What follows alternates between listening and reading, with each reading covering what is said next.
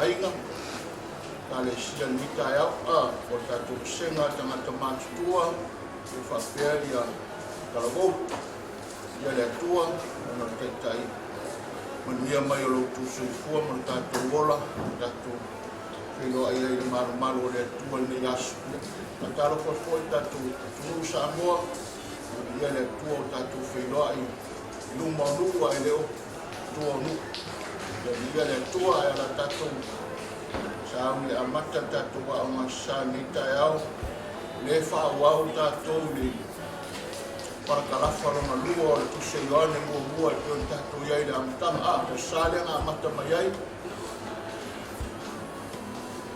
Haleluia. Ioane mua e ala ka ku whaikau a maka suma le iwa se whakpau mai le afo. I lua suma le bat o nga whaingofia ke fungi. Ai ame mua le Pakarafa. Amen. Foi kawalan foi posuiba. Was fulu. Wakasi lo kolpa. Foi ngolo kusi se amen. E fare amen ka ku peri no ma. Hallelujah. Suiva gange boa e bangalia boa suiva os fulu wakasi lo kolu ya fitau ya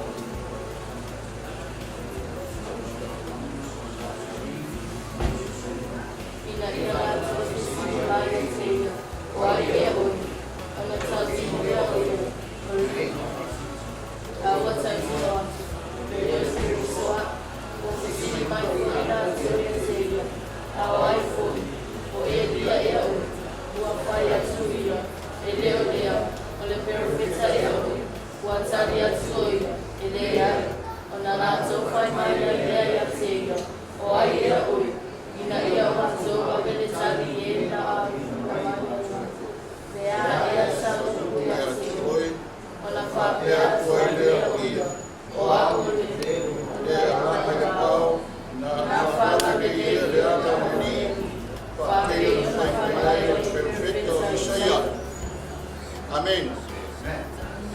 Praise the Lord. Ore sa valia a Ioane e papatisu ore au kunga rika ya sa valia Ioane e papatisu sa valia. Hallelujah. Asani o ka ko i te hoilele na soifua mai i kua. Sa kupunye i kauranga. Whapela leo e se meo kupu se kakako a inga leo whongonu o ngā saurero sa wari le ngupi e o mai le mere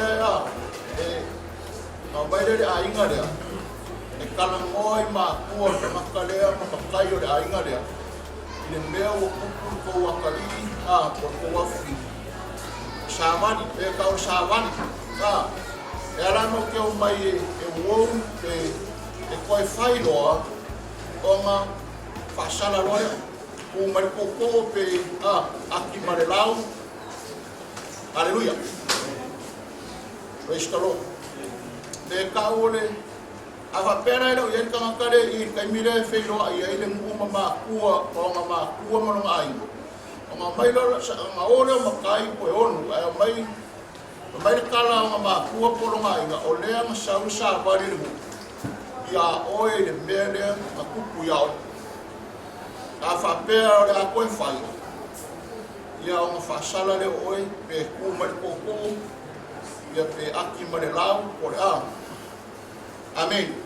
Fia whamakala le upu sa wani o le savali e ngu langa o le mere i o le savali e o angele papakiso pe whape i le me ka o le upu savali Nangari nei ka ko ka ko maka.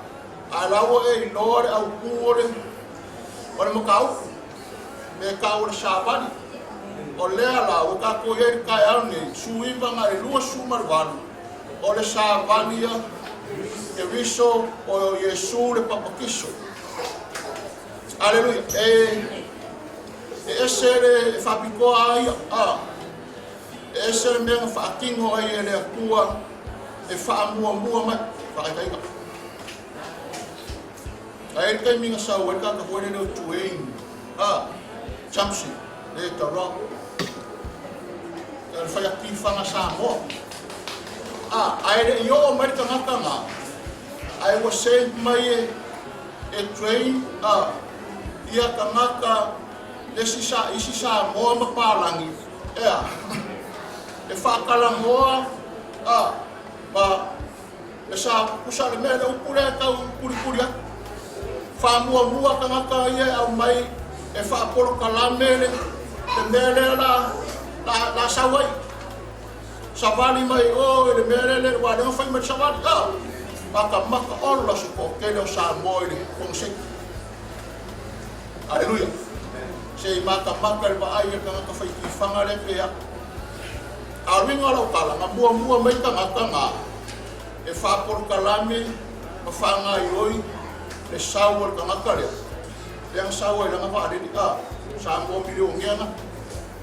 Aku fai ki fanga ko e. Lo ko nga ka ronga ko yo tinga. Amen. Fapenga umara ni mele kau ke fia yai le kaiaungi le ka ku ke kalkala moi le asongi. Aleluia. Praise the Lord. Ya. Olenga mo fa ku le sare.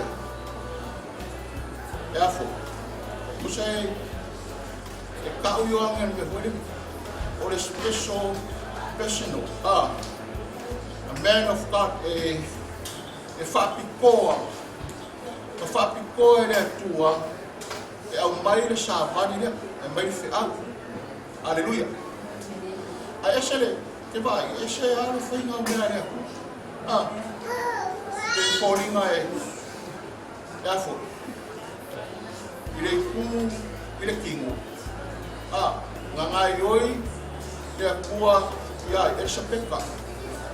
Ya konga nga renga munu ko lua sa peka o fai kaulanga o si kaulanga ai sea ko le ka ni kongu le e mele o fai mai le kua o le ka maka le la lua le la awaku ya o lua e nga ke mua mai e fai ma fala o le nei ma fai le sa vali lea iani ke viso ia iloa ke viso la le mele ko ke fai. Vale ko se salamu. Awange ya ke ma kouleli ie. Awange ya ke ma kouleli ie a ia. Ko i pere bi inga ya ke oi. Pa penga umar mele nga yoi mai ai ka pere mele ka ke whaia.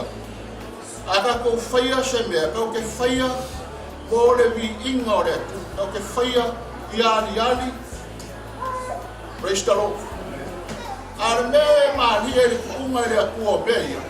Pengo foi a second case oranga e first case ia e sa peka Maria e o ma singa e makua ai ia Ioanga ia Yesu. Aleluia.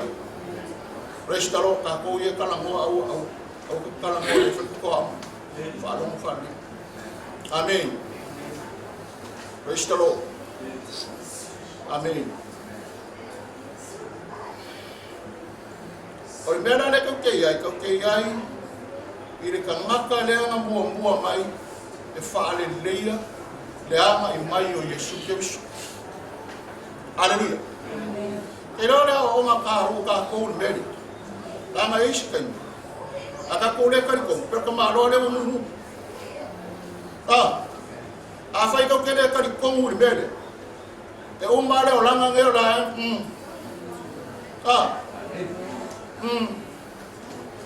le mo fai nga tau kala. Ar fai kaulanga, ros kaulanga, fai loku, a le o ngunga wale karikongu, la sau ka makaka le ya la ua la fa ngau mai o anga ya la ua. Haleluya. Tanga ele me ala le finge le fa ngau ta pa le fa ngau sia na amu nga o siwa mai long ko rua ka vika ko ya le la wala ba la siwa mai ka vika ko ya le la wala ba aya amu wai le siwa long ko rua o fa mai la fiona le ko pa le fa ale ana mo ko ma lo le i ko ma singa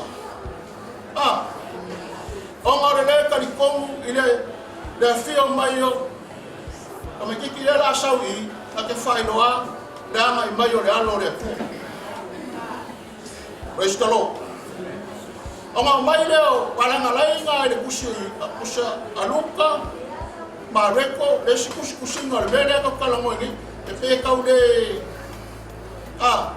ai kusi o ma la fai maria da makanga o benga pe vai ile o langa o yomi e la ma fa pe nganga e yomi e fa pe I ele kam e fa pe I e fa pe I la fo ke o fo langa ko ke fa pe I nga ma le ko fa pe I nga fa la ka ke o fo me le ko fa pe I nga fa me le restaro Fate I le kam.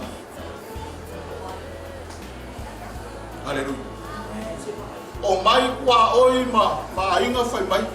Oi le ngor kamari sa te. Upusa le o ma ku ore ngo. Ai le fanga mai fa mai sa peka ora.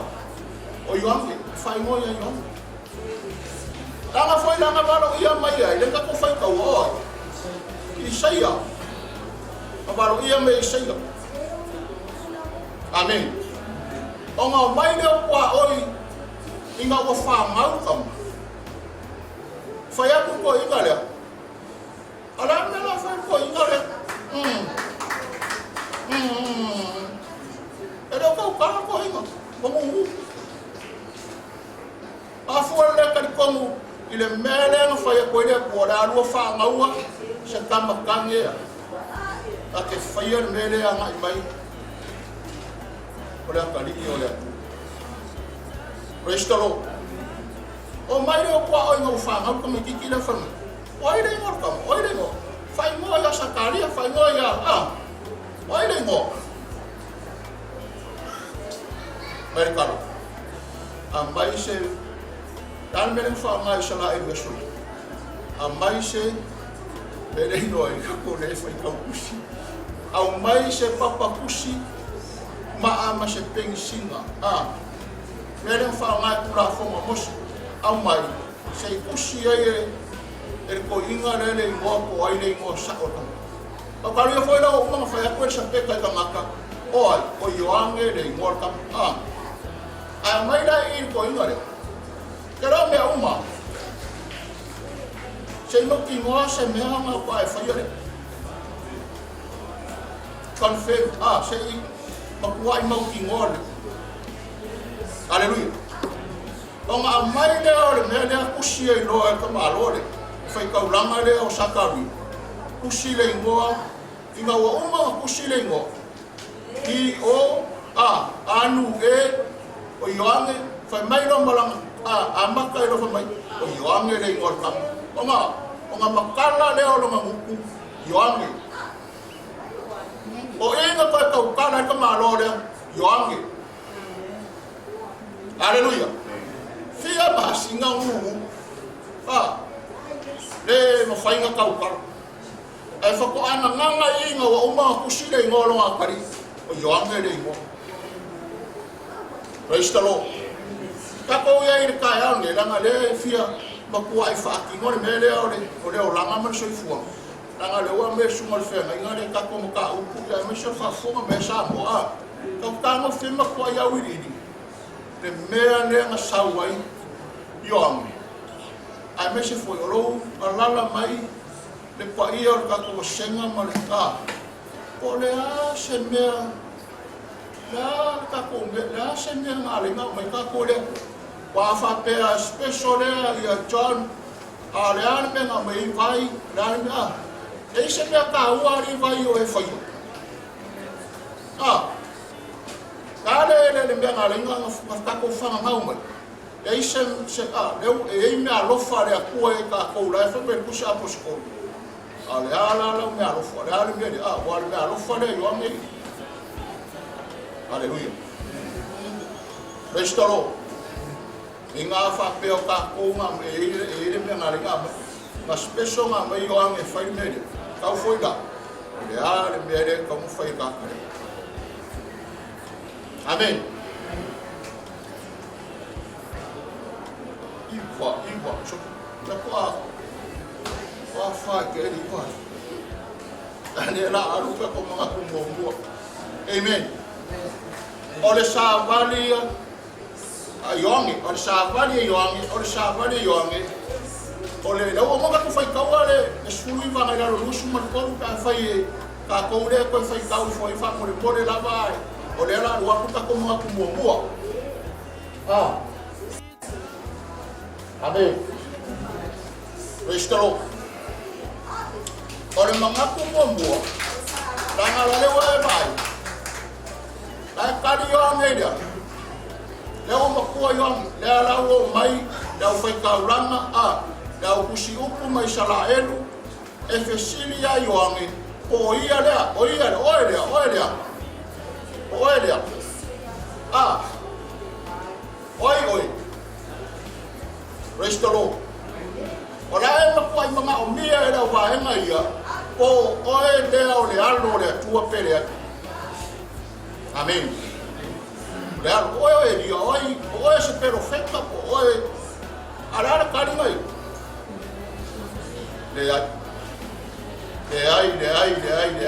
Ngāore le ai. Praise the Lord. Le ai. Hallelujah. Le ai. O kako mga kumua na wai. I whakingonga I o ange o langa misi o manipere. O le sa vali a Iongi. Ia sa'o le nei. Lea sa'o le nei le misi o. E le ngā e ka le siana leo i se la ko misi o. O le ala mea le whai. O lae o le misi o. O le kangaka le misi. O le misi le Iongi. Makua I sa'o le nei. Ia sa'o le misi. Aleluia. Wa ngau se si wai fa pe. Maki aima. Maki aima. Alo ko kingo maro ko mama. Aleluia. Ese ma ngai ia ka pe nganga ka kare. Amen. Praise the Lord. Ia sa'o le mission. Hallelujah. Praise the Lord. Le ai. Hallelujah. Le wa. Ai fucking on ai. Ole ale ma ngai amre ko. Ole ka makalo ka. Ai ngai kai minga. Sas ye mis. Praise the Lord. Na le fai mai e kusa la loko. Fapenga o isoi kai mika ke ai ne kati mo le ka. Fapea ia perfect ka le ma. Hallelujah. Praise the Lord. Ai sas. Ma le saole alua fale komul me Tanga le fai mai le ko inga o fale komul fikelea. Nga fai mai le kua e ke fai le pouri uli ai o fai loa o le mukingi ole la menga pole asa me lilo ka ke fai uso e fai le kua. Hallelujah. E makuai fa ani le kua I luma o le mukingi ole la. Praise the Lord. E o mai kai minge I maua e mere e de vesi foi ska mai kikira o a fea kau ke vai ai e whaani mai ai e lea kua i le mū kingi o le la. Aleluia. Lea ai kau whai whaapea ama whaapea kau whau o ai e sao au ai e se Praise the Lord. Anga whai mai leo lea kua langa whai leanga kua mai whinga lea o kupuere mea. O ngā anga kongi leo ka vikai. Ma kua i anga kongi wālu le lefu mara ia kala. Inga ia ola, ka mai kiki ranga leo. O. Ale mea wako. Ko ka kala na anga kongi mau mai. E re koe fo i mai le a nganga ka mai kiki. Aleluia. O ngā ua. Ua se le misionga. Mai no kala le kua. O ke whaama ngalo ia ke koe. Ea, o ke whaama ngalo ia ke koe. Ai le ma vai le pelu lo ai. O ke whaama ngalo ia ke oia le ma vai le pelu lo ai. Ulo. E whale o le aranga ngai kuspa i. O le ale mea mua. Koe mo moero ngā kari i maranga a whinga. Whaasanga mai loa le sio ngā kari. Whasiokiro ngā kari i lea. Ai le penu leo sau. Le upu penu. Ai le penu leo sau. Aleluia. Leo sau penu. Upu mea lua. O le mea longa kolu. Whaasanga mai longa kari leo Absalom mai lea. Kau mawhai e pray langa whai ngā malo. O so whai ngā malo. Amen. Praise the Lord. O lesi la mission e tau ke whia o iei e makuai kuri loa le tae auna. O ngā leo wa kukuri mere. O leo ki o Absalom. Ai kuri mai e kanga e ko lua au auna. E le li leo yoa. Ka karen kai a. O ngā whaamaanga o le mission, o le message, ia sao le leile message, sao le leile. Aleluia. Pai akura kala a ka wika i a Ioapoma, pane ngu o lea kua. Pai fo e ki o whai mai e kukusa longa loko ma le whinga ngalo o lea kua. Pai mai, o leo o so whai a Absaloma lea, leo o vai rua no. Pai mai lea le kala ka wika i le wali. Lea le kokolu lea. Lea iai apisai le usoa. Ia mare ngore whai ngore kako, le ire kako loko a tikai. Pa ai oko. Ia oko whapare pale i le kaule e le au Absalom. Longo winga. Auange iai se me kukuia Absalom. Auange i o le oki Absalom. Amen. O le mele ko whamakala aku, o le lua le Samuelu maka upa skuma le wadu. Pe a mua sau kai minge i e kera umar ko ngai ngai whaikau le. Aleluia. Aru le kau e kuri loa Absaloma, o le si vae ngau Salae. A vol tangata ea, pe e whakua i longa, umi a longa ufu. Aleluia. Ai lawa se sena na oso foi le a. Oso le me ka o ka pegi. La lo le. Kau ai le o mau le ule ka pegi. Mau me nga ka pegi. Mau le u. Dai se se lo. Ale o pula fa nga me nga kusinga. O tamai fas ka ngaka. Aleluia. O fas ka ngaka. No winga ta ka sa ku po preki. Kakala le nga bala au ya yo. Yopo. Le kau Absalom mai. Amen. Dai ma se fa pe voile le amea ma fau yo por menen. Ma fai mai ia ka vika ia auange i ko se le anga i kaulele. Se waka. Ma sawa yo apo sumu i lo le kau maukia. Praise the Lord. Kau kira Absalom. Ta ape mai lo mai kau o. Ar mere fia kuli aku inga ia sao le fe au ke moria. O ka ngaka e kolua. Te la o e te kala ai masuma makus. Praise the Lord. Ai masu. O ngai kusala fai o mal ka ngaka le o ikai. Kusale la fai. Ila o fai kauri. Amen. Ngao mai ai do ka o mai ka wa fa mai masu. Yo. Asu kala le la wa le ave. Le kala I o le ku le meu. Bel kala ayo e ke le ave se kala ya soni da ngare ko au mai ka u. Aleluia. Se alu kaya. Ai fa sanga mai yo apo fai ka ngakare o kus. Alu e ka o le tuku le mea ngā eke I loa. Praise the Lord. La la o alu kus. Ai fa sanga mai o ai masu.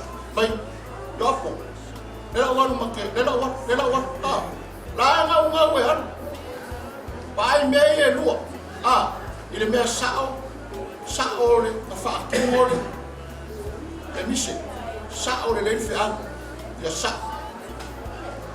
Alu o whai uia yo apo alu. Alu. Alu waku ai maasu tipi kusi. Ai alu. Mga ole pami.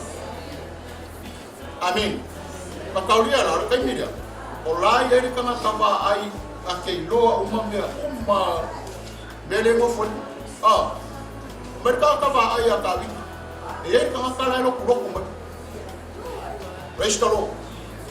Mereka la kawi fair. Eu lo kumai com que lo la samo se fe au le. La samo se fe au le. Au mai no lu mo. Ai sao. Aku lupa. Orang mai le kaua, orang mai Absalom. Baik. O vai e fango mo yo no. Le manga ora kupu se mea sao, se mea e mak e sao le lei, longa mo molinga. Pe ora fe au le sao mai yo ange. O le alo le tua la sa. Ka ko foi. Le ka ko te ye ka mingi. Kau kele longa nge ka ya ko afe, la me fa fose. Dale la ko sau le alo le. Dale la ko sau. Kau kele lo ko le ale kai mi sau. Restolo. Mau fa ya fa mo yo ngu no ma. Mai ka ve ka fa. Amen. Fa ka fa ele se ele o sao. Le messe, ele o sao fe au na sambo. Aleluia. Ai pe ama se lima o mingu te ka un melokus. Dai sau mari. O manga yo be usa pe silo fuile. Ai o le fe au ya sao fe au. Aleluia. Ya sao le. Ka lo kusi. Ka ku ku ya. O ese fe au le o sambo.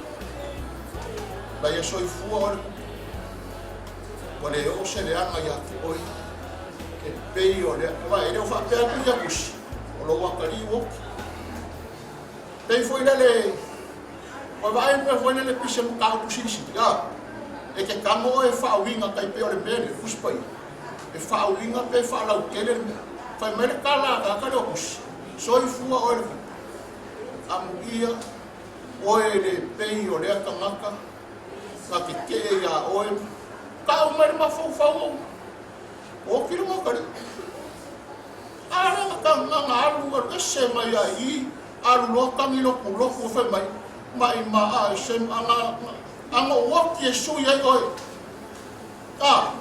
anga waki ai foi ele sao dele o mele sao mo ai le e ku sa le o ma lo ko mar ka kari anga ka ko fa mai sore kai mai o ke ko ai ngari ia mere anga ma fai fa mai anga woki e sui ai o e se wakari.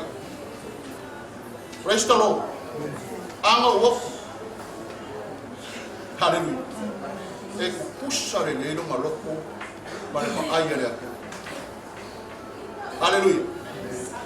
ele iwa ai a mea ua fai se mea le anga i lunga ai ai ngā anga woki e sui e praise the Lord ka vika lea le longa ngafa lea le kakarangoa le ngafa lea ka vika le sauwari ka ngaka lea ngā maliu a mea le wala au paki mai Yesu le alo ka vika se ia lofa mai a ke au ka fia malolo o le alo ka vika o le iku le kingo la fika e le wala au akare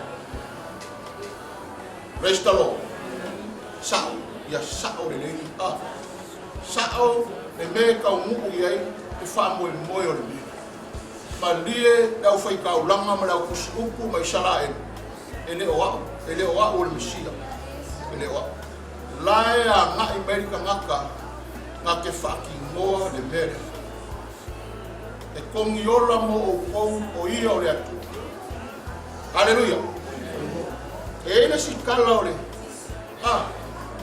le si kala o le whenga inga kuai ngā e ni peno wheka i ngoa ia me kaiu le kako kei lunga o le mea o le sa o le whiau sa o le sa van sa o le mise ia sa o Hallelujah Danga sa o ale mea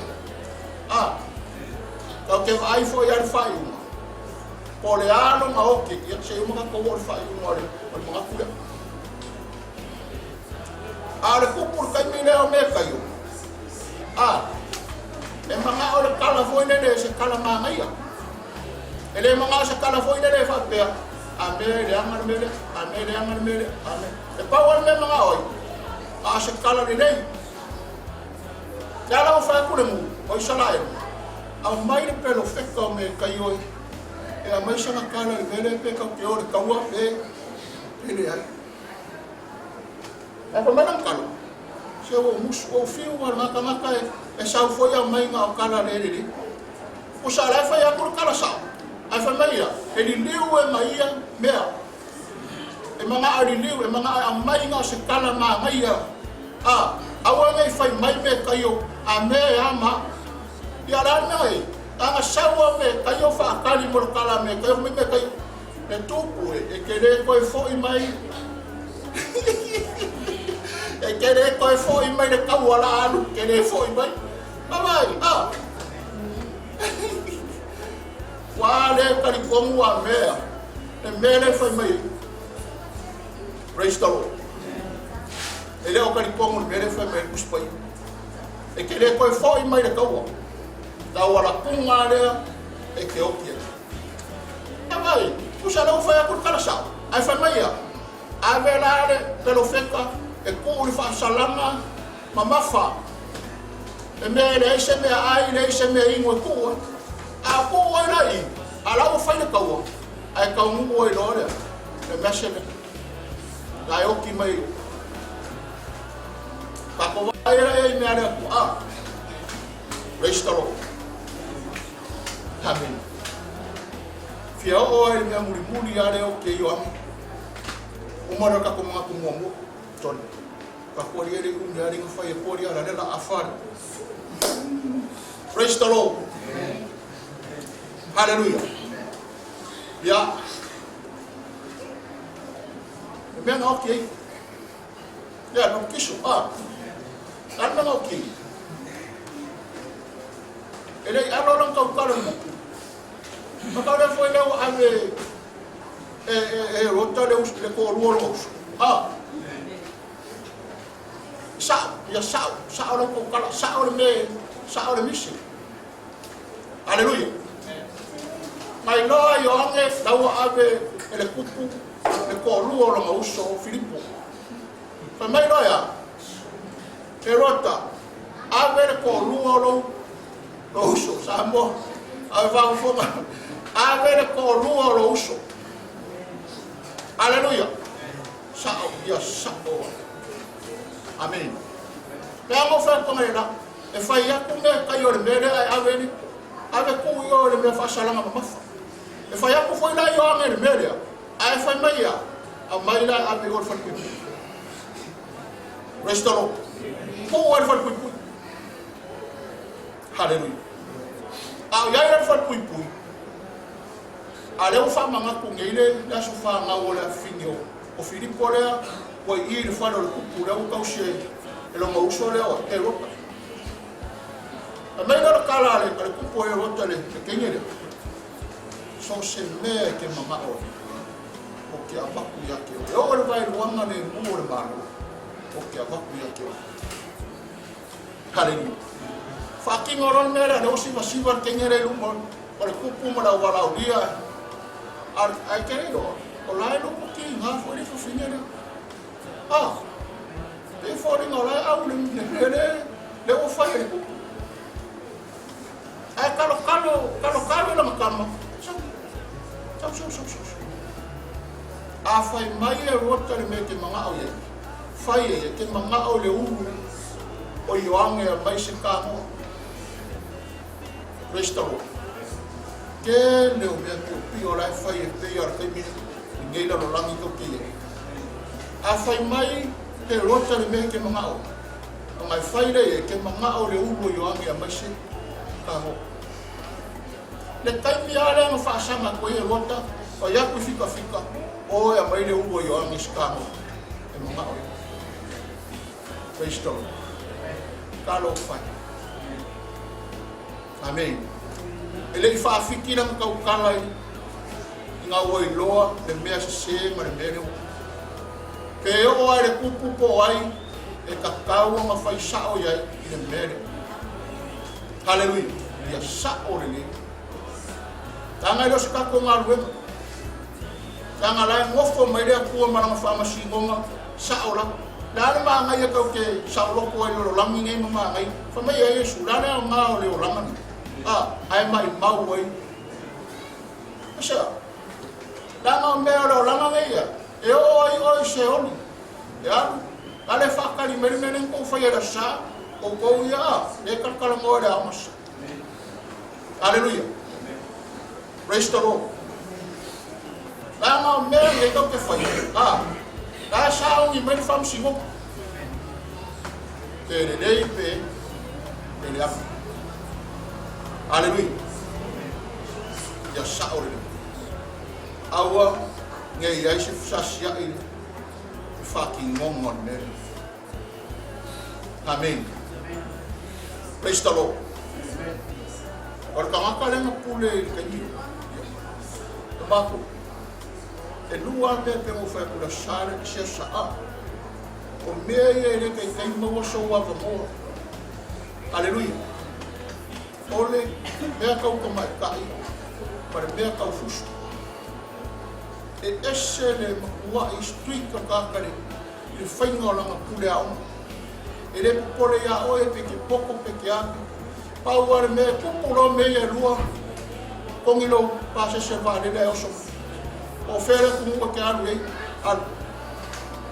ai por ale vai o tanga e mau ma ko pe a fama restolo fama ya aku ma da uma ole sa vali e yo angel papakiso bo more o uma ia sa ole le dai ma se fa pe a me e kau ye se me foi le ya e ama pawala makali le ai la sau la ya mai ma la sau Yesu fai le nele estalo amen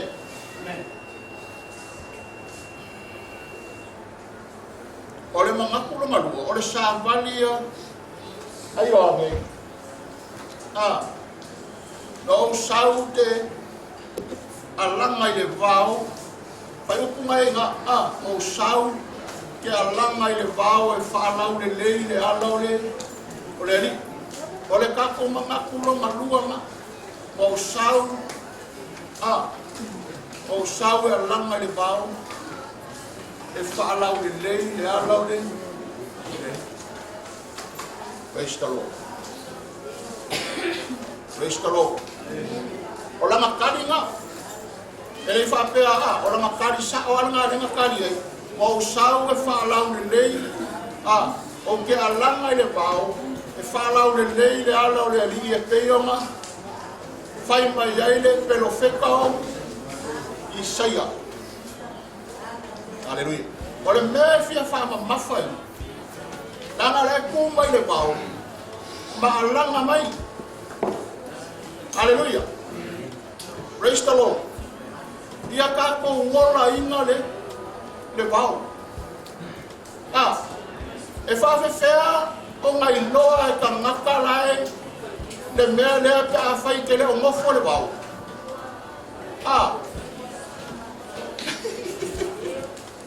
Au e ke mokore le la whamara marama le mea ka o le ngofo le wau. Le alanga le wau. Praise the Lord. Tau ke leo lopo le arenga mao le mea wala au mai e ioangi.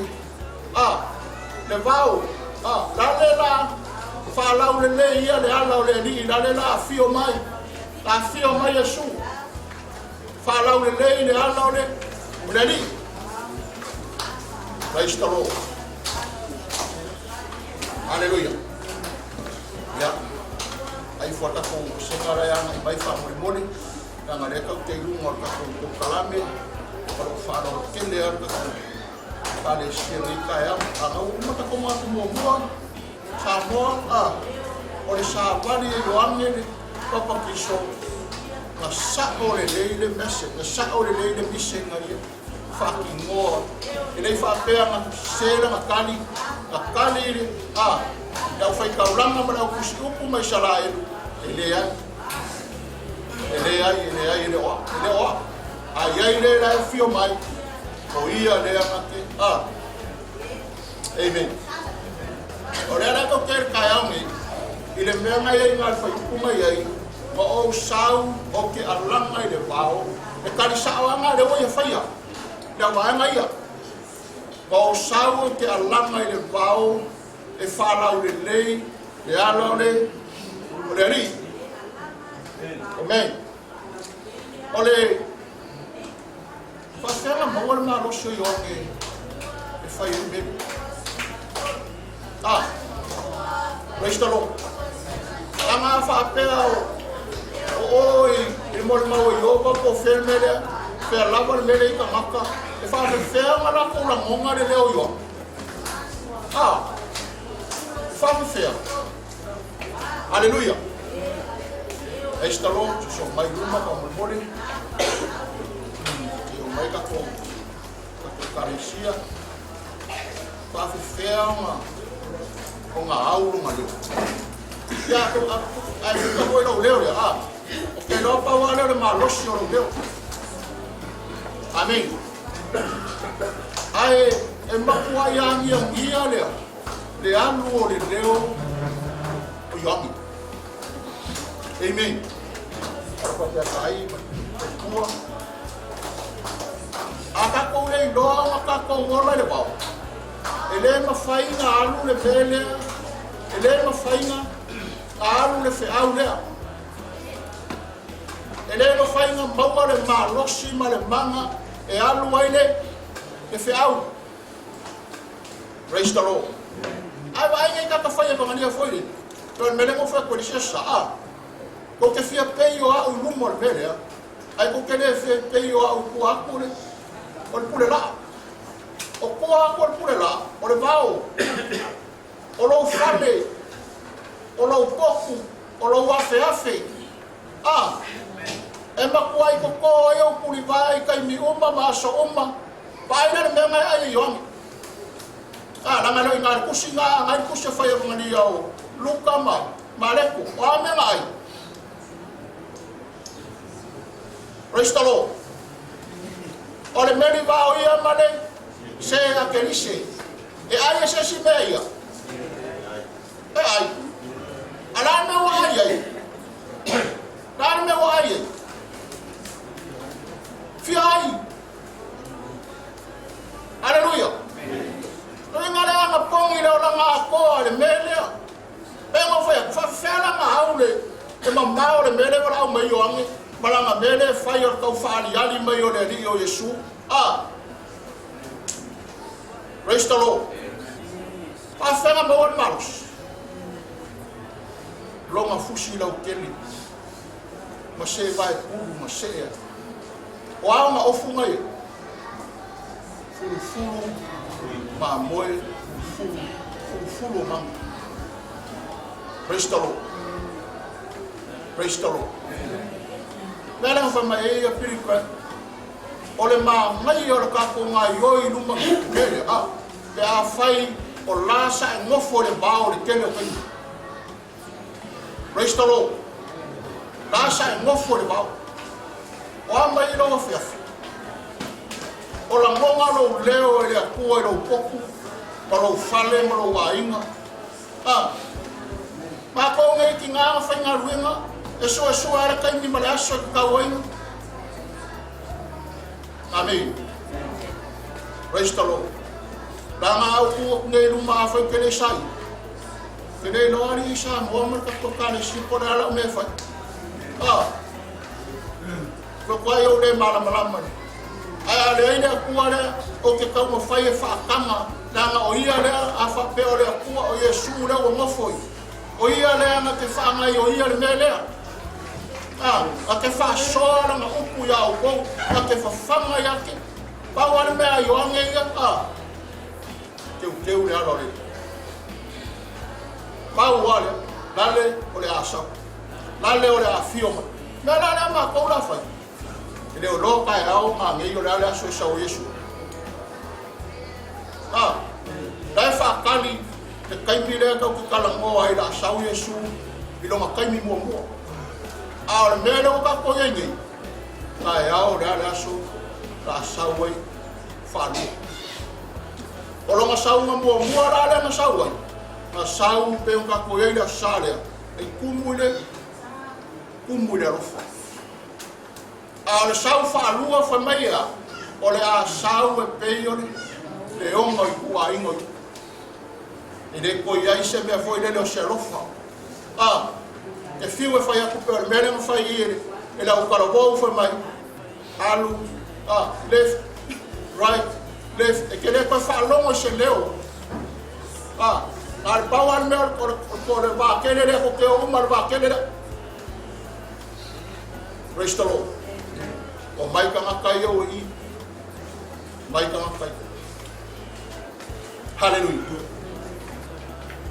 Whenga whiriwhiri hei ka vika e whaimo. Hallelujah. Amen.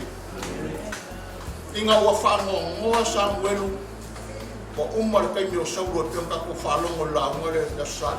Wa fio e se yoga. O umar. Boku. Hallelujah. Ai whai mai are Samuel. Ai sama whango ngoa e awhia. Sau eru a ingo yese par whangifo e whiriwhiri le kupura e. Hallelujah. Ai la aku lawa wala ku Samuelu lalo ai la Amerika makua di aku whamai mea Samuelu so le sawa o e akua le a inga le ka ngakai ma ngai o le kingo alright sawa o le i a inga le ka ngakai whai makupu ai whamai ara kala le akua au e ke makua iau ke e le ngā ngaka. Praise the Lord. Au e ke wa ai le kingo ai wa ai le loko. Amen.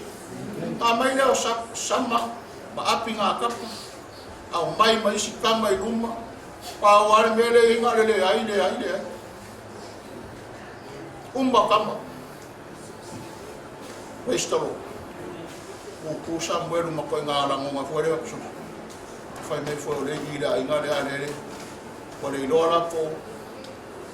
Melang kala ya Yesu. Ya Yesu, o umakama. Ma fofola Yesu ye pe fori ngai. Pauan me kamarai o ngā oa. E le aisi si mea mea. E ka ua kele i se mea. Ya se a inga puna se mea. Ka oa, o le vao a, ka langoa mamangu, mo foi longa. O le vao leo ke whai akuai. Hallelujah. Ai mai le kala Samuel. E le rangaia le lao, ai se ilongai, Saul kamana. Praise the Lord. Praise the Lord. E nei rola te fia mi karaila mai ka viko o mai po o. Dale mamau. Lo ngau enga muma ngai mo folinga o le fa mai ale ko. Tambanga. Filinga.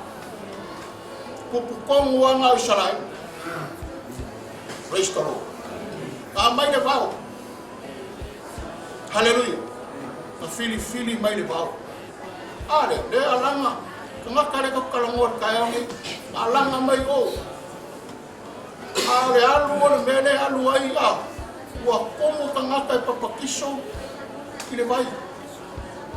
Kali komo kanga. Langa. Life here. Anga pongi o. E ngo fa ko me ai. Ele ai skama ka soifu o la mani.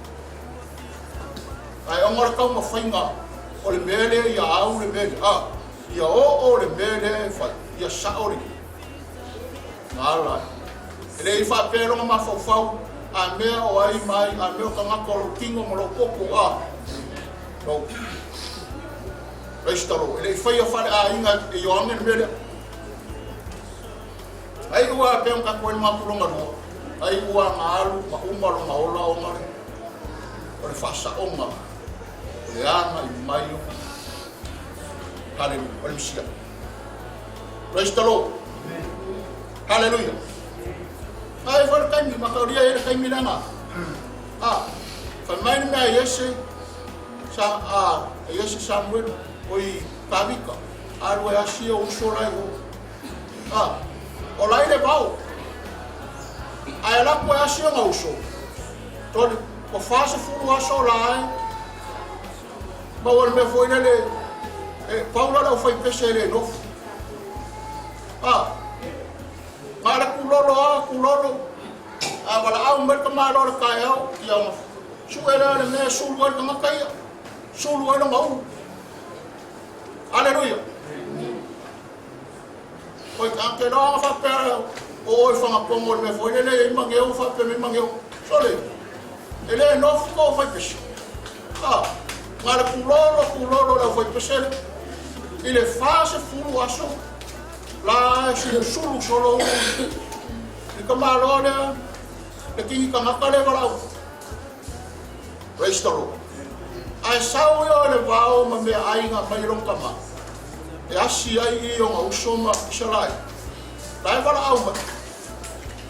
Ai ka kangi lo mal wala au ko ma ron. Ko ya. Sau se sala elu makika. Praise the Lord. Le foi sala au ma karo e ka ko foi fi au. Amerika la ka ka le. Kam. Dase mai mau ka makale. Ka te fasiokia le la filistia le evitomi. Dase. Ka foi sala e. Po ka lu ka mai kitile. Ele come. Fa mama. Inga ele fa pa ele fa mama inga ka ngako ese o ka ngako ese le fa mama inga. Ala ka uma ko ikabika. Leo wala au mai ka ngaka le periko me inga ka ngaka wa umba fa mama. Ese sana wala au mai ka ngaka yole la wala le to ke i ai wala au mai ka fewa ia. Restoro. Ka ko akura fasi esa. Ai. Kai mai skama kala mo ye pe e no fa yole tua ya ke. Restoro. Ese awala ma fai sala e kai mira le mangu malo.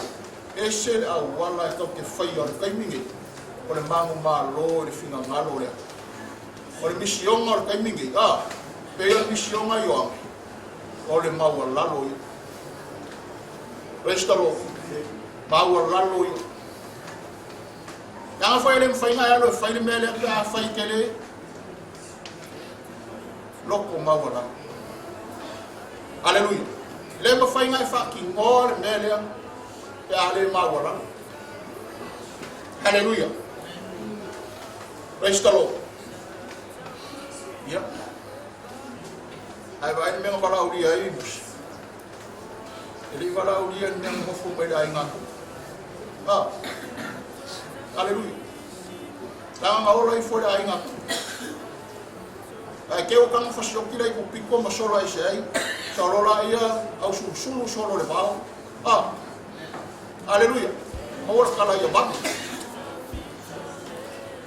So le fa ia va ai ngare. Malo iki. Markala ka malo le. E sui o uar vai a sole. Ile sko ki ala ni. A umala masinga e sui o uar sko ki ala le a oki. E sui o uar sko ki ala le a resimang. Dai ma se fa pea o le asi lua ko kongi o le a lua mai ke lua fa le ina. Estalo. O le vau. Amen. Fa se furuka o sanga fa ia vai ai ngale. E sa ungi maka penga. Fa se furuka o sanga le ra. Kai. Kai mai. Akaku. Ria koska o sanga. Dela o ayo ya. Praise the Lord. Ele ia koska o sanga ra pa fa la ina mai. Se fai lo kofile. Se ko pepro kofile Praise the Lord. Ai le vau. Ngofo le vau se lo ko le an ka huo le. Amen. Praise the Lord. Koro kau sanga o makoi mai le iwa o morang makfau. Iba koro fai ma di mai wong. O ka fia a ile fa pe ka kuila mai le fia ile. A fai fo fanga ya wa le fa funga miskoingo si ya fia ma kai. O ia le kele ngo so soangi ile a mari. A te vai oi. A fa pe o ngalo ya fanga sapo. Po ili da o mari la, ile machine. Wi-Fi machine. Ya lo ngo inga ya machine ko ya. Amen. Le ai fia. Le ai le fai ko ile o la yo. Ai o mari kamingi, ele o fa pe ka te vai. Ka te vai ai mai mau ro ka kon ka sangare. O le ane ngaringa ave kai kare a kua le kolu kau sanga rea. Dasa o ngā le kolu kau sanga ia te oi. Ane ngaringa ave oi le a kua le kolu kau sanga rea. Ia aima e fia ingua. Amen. E rei kein mai ai le iwa kau sanga I whareasi. Ia au ia rei kai dapanga. O le o langa a koa ma le kaimi a Fatingo se me. Praise the Lord. Ai e vape. Ai sei ne ngofo mo mua le Paulo. Nonga saunge lore fende. Praise the Lord. Ka ko fo le fenga ruenga la me ke fo e kala bo. La ke fo se mele. Hallelujah. Ai le Paulo. Hallelujah. Ka penga le Paulo. Tangor fa solong mal fa kau sanga mai le bau. Okile. Okile. E o mai forma lang o iso. Amen. Per America, na kwa kan. De voida o iskan kan me. Sorry. Le vo yala o makula kau sanga le ale ku. Le yale. Tor fa kalipe. Hallelujah. Mai a Paulo ya Timoteo. Ia tau mawhaia vea oi ma leo fia mai ele atua. O le whainga ruenga e leise me mai. Nga ke vai tonu lana moni. Lua Timoteo lua. Pai posuma lima. Praise the Lord. Ia tau mawhai. Ia vea oi ma leo fia mai ele atua. Whainga ruenga e leise me mai. Nga ke vai kongu ranga pimo. Hallelujah. Praise the Lord. O ka ngaka e ko lua lenga si ia lima.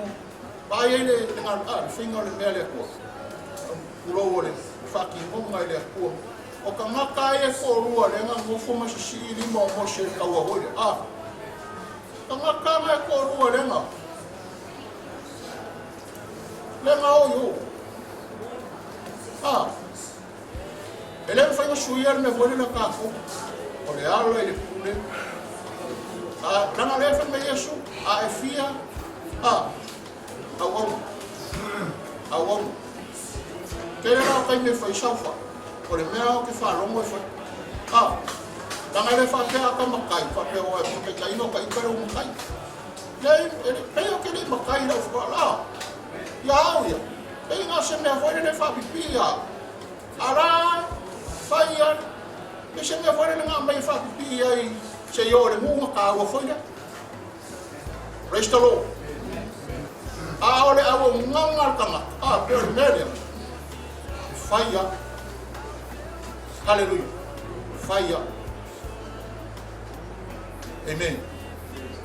O e ala na fama ongi mele nga mai ba. Bye. Ngare ko ruore. Le ka ko ira sale ngar ko ba. Praise the Lord.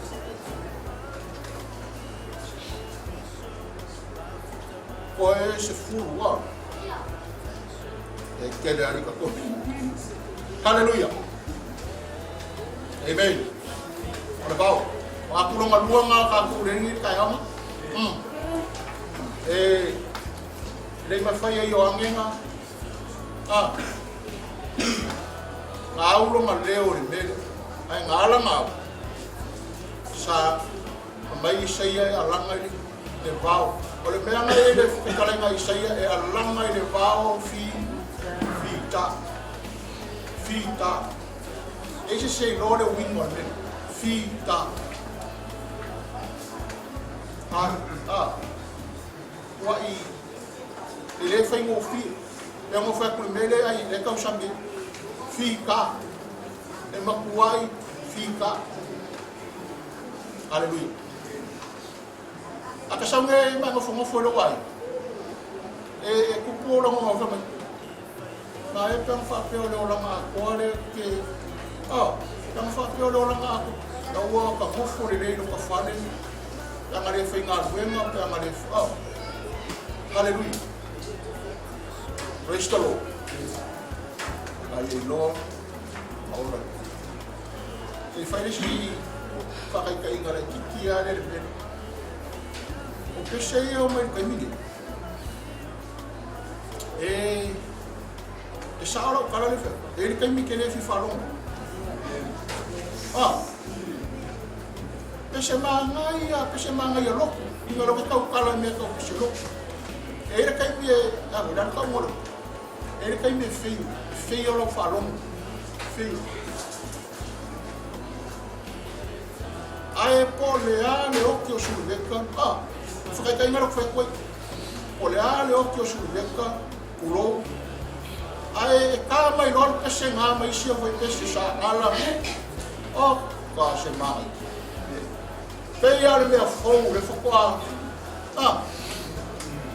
Ngaro kalo. E ko kele ba. Ele ma fai nga usua se pese suli. E au moa ma le sai linga I lunga bongo o kilami. Ma le au fai pese mo nga usu o longa ai. Pe fia vai yaso e fai ele melea onga fo I maile a kala le a pongi ma sa o e ka e fai ele melea fa kingo le melea. Praise the Lord. Sa o le va e ko pongi le ka o le pay the price o le melea. Usa e ko kele mo fua. Ko kele mo fua fa ungare. Tau kele no fu ele o ko meki nga saule le fa unga le ku ya ka mo o le fa unga le nga bomboni ele le o yo ane fa mele Praise the Lord nga ya ni ke bisu Hallelujah Praise the Lord a ko wora foi nga ruenga a fia mo a per ka nga ka sili pale nga ngai o le vawa. Praise the Lord. Anga pongi. Ke le fai aku iau e whapea. Kasina wa sanga pongi vai aso nga whakura. Whanua whaasa. E pule o e le mele ki kalai meile a kua. O le are whai ngai whai. Praise the Lord. mai le no afinga la skofi alite ko ya ma pongi mai mo fa mo suenga le la ko yo la skofi le pa Wednesday and tomorrow lo winga la solulu mo la skola ile ai awe te fia fai ka vingi ya hallelujah praise the Lord ora wa finga le fai na skulu ko fe me mo mai o ku fai na skulu bai o ku pe ya o mai dao de a mai kai no dao o ka mo ra se hallelujah praise the Lord ma kuari wa na sau na mo fa lo mo fa mai ya e ama pongi kai mire fai suema ama ngai ala le resort au fai e ke le ana pongi kai mire fai lo suema tanga ya lu lo ulu le ana pongi inga ngalo ai meia vai fa kai kaina na kupu le kai meo saulo na maku ai mare maka me ai ko fai inga isala elu le kaua tanga se le kai me fai la pongi praise the Lord fai saulo la pongi kai mi se yo kai me kaunga mawa se ma losi le mua ai ai o le mera le ku wa fasi povia ai maka hallelujah praise the Lord fai ngale mai mangu ma lo le mai mea paulo ya koriko ai fa tai le tuo le na te foi mai manu malo tanu tatu lio Yesu Kristo le leila o so pe le o to tu mau ma le fa mai tia ya lualu no to fa malo singa luenga le li le au noa e o to lo e o se mea fa le malo to tingai le lua koniko sulima lima suma fitu ma lima suma le but hallelujah praise the Lord hallelujah e loro la waria kai mera ma e le la por mea ciao fai lor mea ya ngai le dei fai no ke vai ku la lo fa solo ma ko sa lo sko sa kambau ka kero ka ai fai ma Alesha mau ko fo yo mo fo ilo ko fale o kare hallelujah ese fai nga kai mi nga ia makuai e al me foi na ai ko o umma le yo nga o ese mo ful kuai sei koia ku mani me fo le ele fa mercala kusi e fa fo winga no ma losi e peiore ai fa fo hallelujah o uruese no fo hallelujah ya porque leo la mar ver na o ma ko spirit if na foi to amos ele vai yaso ako o mar ko luaso ma pongi ele si vai yaso asa ungi mo spirit if o ringa lokala ole faolo la inga mo mako ese o sa ko le la ese sa ili le ana baya asel men ko kala choma de ola Yosef hallelujah praise the Lord ya ana makuai la monga ida ngano kuai yai le fa ungale praise the Lord hallelujah ya awo kikia ole ka ko makulonko hallelujah ole sa vali ko mese malvao ole sa vali yo angele papa piso ya dale si benga e ina lo ko fai punga ko fai kawa okay alanga ile vau fita e peio ma falau le leile ala le e peio ma fai mai ai le pelo feka oi e seia o au mo sau dale si benga e fai ai na lo ako mga kulong nga o sau oke papakiso ile vai sau papakiso ile vai ore sa vali e o ange le papakiso ore vai papakiso le vai praise the Lord e papakiso hallelujah papakiso ore ange ko na ele kama ronga ye maulunga ngaru ya Yesu fa fermo maua le ola fermo maua le ola fa ai ara ka ale ko fa ngau oi le vai male mama ele mo fai o mai sawa ku le malore e esto hallelujah ya que le mo fa que no porque o ka ko i vai hallelujah praise the Lord Paling ka ko ila sale uma ron ka karo fa lo kamai ya nga ilo le hallelujah esa uwi ke alu le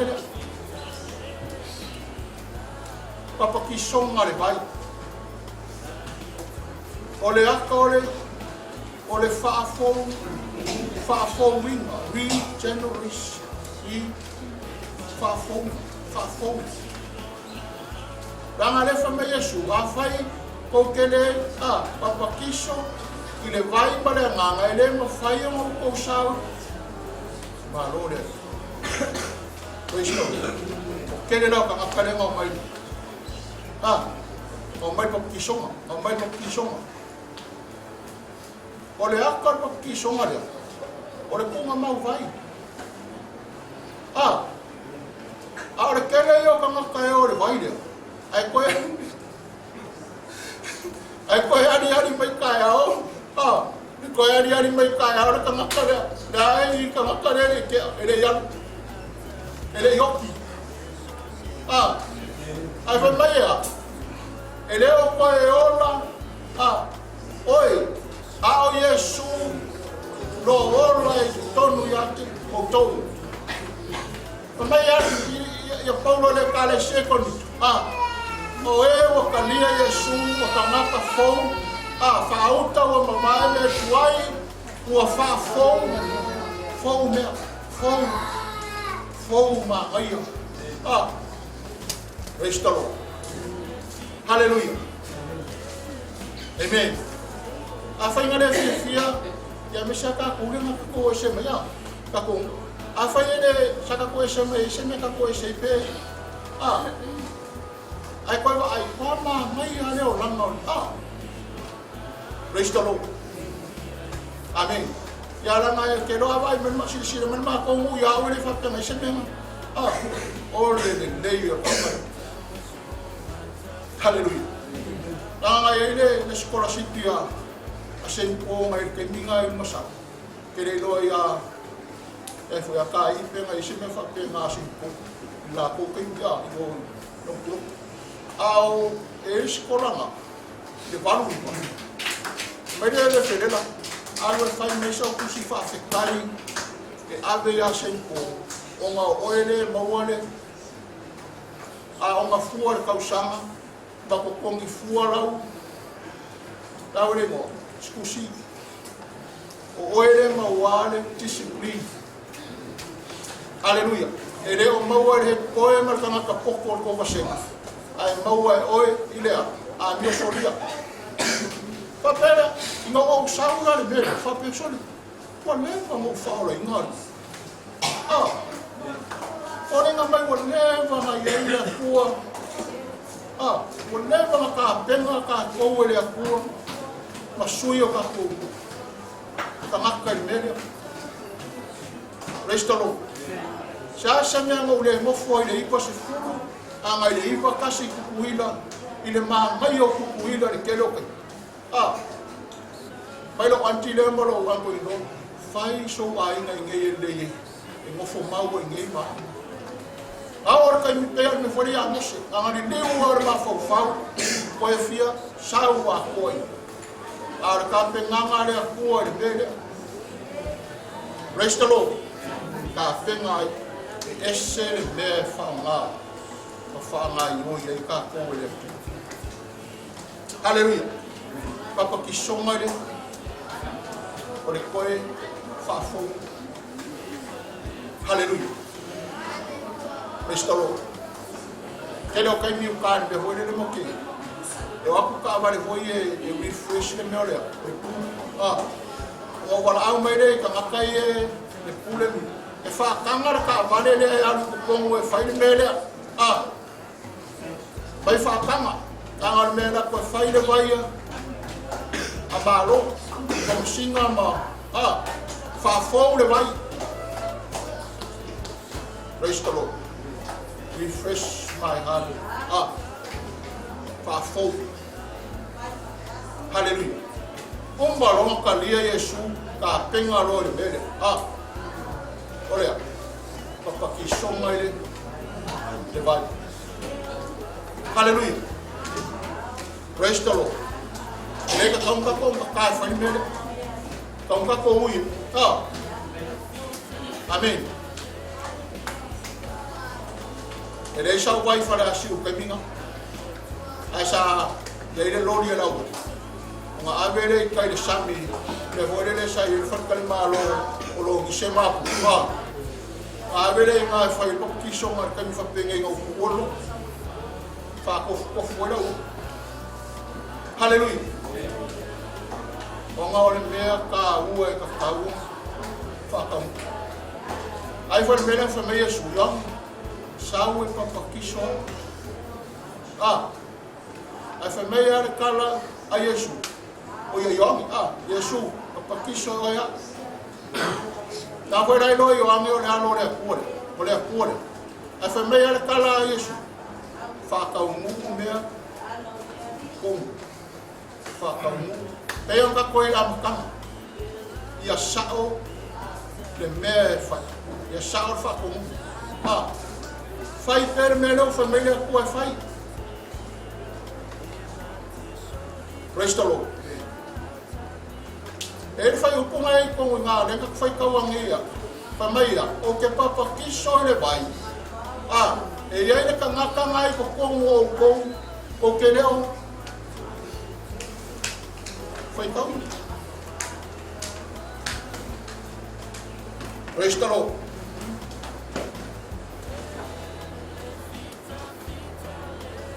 Ai koe luongo. Luongo. Wakari aku yonge o whame atu, o te papa tiso le mai, o roho tū mai tu tonu i atu tōu le tasi, tōu te le loa. Praise the Lord. Ina loa ka ngaka lai ei. Lei ei. A lei loa yonge, lei ei. Praise the Lord. Ta mea lai ngā kaukala, ai sauru mangei ke kua ngai ki whanau kua maringi o loi maka, mai kaukala i ngā ngais. E sea, o ngai ko kongo o kou. O lei ko kongo o ka kong mawhukanga, lei whakifonga mai. Hallelujah. Oi ngā oso ailo, apur ka lami o le aso ngei ai, ngā au mai makai kai mai oi i ngā lia e mawhuka, makako vivi i whakasi le aso ngei. Ai ai leo roi ko kongu yake. Hallelujah. Praise the Lord. Lai a fio mai o ia. Lai whafonga mai. Ai le saunge whakau ngu o longa kinga. Rangar kako ia ira sarewa. Liu tino tangatare. Toko. Mo liu. Praise the Lord. Kako wai aku lewa fio ifo na whai wavenga. Whakau ngu mea ra whina ngaro longa maka. Hallelujah. Praise the Lord. Ai wale me voile le oi kukongu umai ia le au sor pe mi muri o longo koe kuma. Amen. Ai. O ke ira au sor vai. Fa fe ka kala ele ka kala fai kuko. Ai kei ngā ua kū mai le kangaka, kū mai e sū tu kongu ira. Le mele mawhukai, ma le loko whango ngoa i ngā ua. Ma liu Yesu, Pera foi mai, la le mea ko ke aku vale. Restoro. Ia mo fa pe aku le. Ai ele so ko kasira ele kari ko. Amen. Hallelujah. Aku lo Yesu. E ke saue pa mai ne. America dia kom. Oh my Lord. Oh my God. Woi, ele fa pe a me. O Yesu, oi no wokuai. No wori. Hallelujah. Praise the Lord. Ele ai ame ko komo. Ai ko komo ko le e papa kiso ile. Dia nganga mani. Pada ai ai mai ko kiso dia nganga mani. Pada praise the Lord. Amen. Dia fa mengi ko kemo e fa fi fea mo koe fa ngau mai le manga ko kinga. O makua. Fa fi fea. Ala ka ngaka fai taulang ala ka ngaka e farisai wa maulu. Hallelujah. Fa fi fea. De ai le ko ui mai la wala. Pere ko sau la wala. Ole ngai o inga le. Ole papa kiso le vai. Ole wala ngale ku ai fa pula yo ka ko makamole. Por ka ko sau ni papa kiso ngale ngana. Vai ke walu ka ko ma ho fa iska ni ka ko fa pe. Se la nga papa ka kai a paulo yo le la le papa kiso ma. E ka ke vai le kala le fa me Yesu. Ale ko fa ngau ko le vai pale nga ele mo fai no ko sawa kule na dole sai da ka ko mia ko muia ka ko uia restalo ako salvari ole asani ole salvari ai yongi ole salvari yongi ko ia sa ole dele fe au sa ole mes sa ole misi haleluya lua o sawo ke alanga ile ke vau ina ia fala u leile ala le para melon ko o o ke pa kiso ile ke vai after ile tua o wanga le le mosenga sai on ia o e me sure fa ko ma sa boa para mai mo mai e ia do wanga le ma fa mo ia ia pe o e le fa ba o Yesu amen.